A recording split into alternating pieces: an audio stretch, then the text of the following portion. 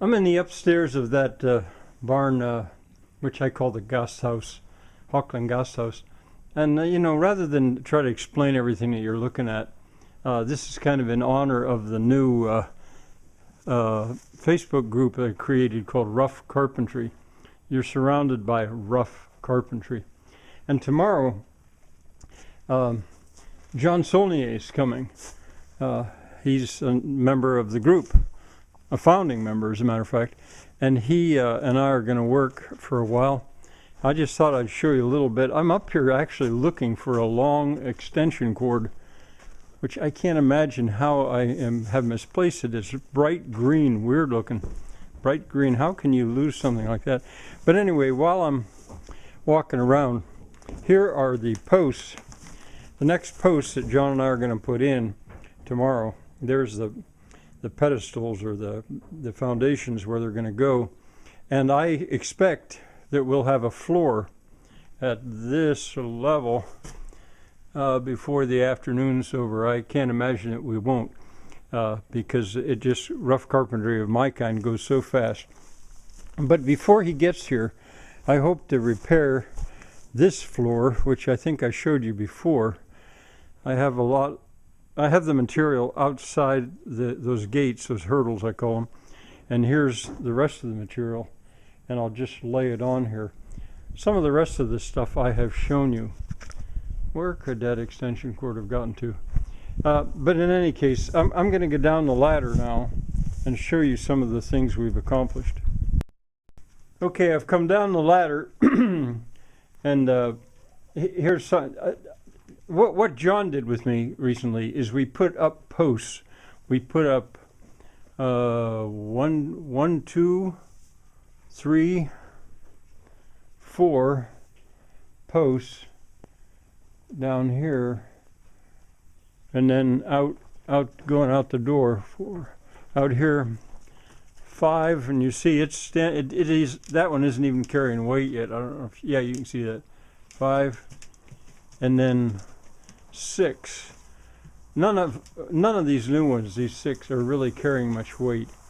And another thing we did, which pleases me, is I had these very, very long planks, almost 18 foot, and they were burning a hole in my pocket. I didn't know what I was going to do with them. So I decided I'd put them here and narrow the doorway to this barn. I can always take a chainsaw or a skill saw and cut them off if I want the opening wide again. But if I'm loading animals, and for various reasons, it would be nice to have that narrow. I'm going to let the sun shine through in there. I'm not going to close it off.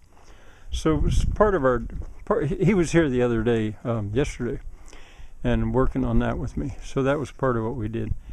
And I'll show you one other thing. Always keeping my eye out for that extension cord. I'm going to load, before he gets here, I'm going to load 16 of these 4x4s, the thinner ones. And I can't have them be weak, but weaker than the massive ones. I'm going to pick out 16, like there's one right there. Anything that's reasonably healthy, because I'm going to use them as joists, as floor joists. Down here I've got a bunch of them. But one way or another, I got to come up with 16. I think I can, because that's the joist that we're going to need up there where I started. It's afternoon. It's around 3 o'clock, and the pigs have come down out of pasture, and they work around here to see what's the goats have left there. And the goats have also come down. Their grazing day is sort of over. But I see, I can use these 2 extension cords, put them together. Well, maybe I don't even need one that long, but it's just really bugging me that I can't find that bright green one. But I came back in here anyway because I wanted to get my gloves and my tape and my hammer. All right, I still have one other thing I want to show you, hoping also that John sees it, because it'll give him a hint on what we might be able to do tomorrow. Well, there's 16 4x4s I had I had them on the right hand side of this pile. I didn't even have to go into the ones on that side. That's beautiful wood. I mean, it's a shame. Well, it's not exactly because I'm not going to nail them. I mean, they could be used elsewhere later, but I get them for about 33 cents a piece. If you bought them new, if they were treated, they'd probably cost $16 each. I wouldn't buy them treated, or poisoned is what I call it. And so I just don't know how you could, I don't know where you'd get them untreated. So I've got them. Still have one other thing I want to show you. That's where I was. Now we're in what I call Frank's Hall. And I was telling John Soulnier what I plan to do with this building. But I'm hoping, I think if the other work goes well, I'm hoping that he and I together can build up one of 10 columns. These are also 4x4s, but these are not the finished ones. They're surfaced ones. These are rough cut. I wanted them, and some of them are oak.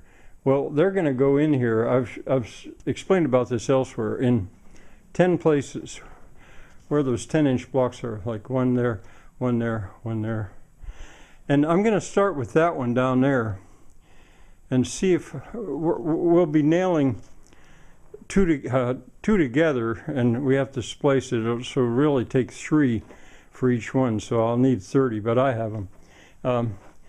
And if we have time, I'd like to see if we could get one of them nailed together. That's what this bench is for, and tipped up in place to see what it looks like. So that'll be candy after we do the floors. We'll see how that goes. There it is.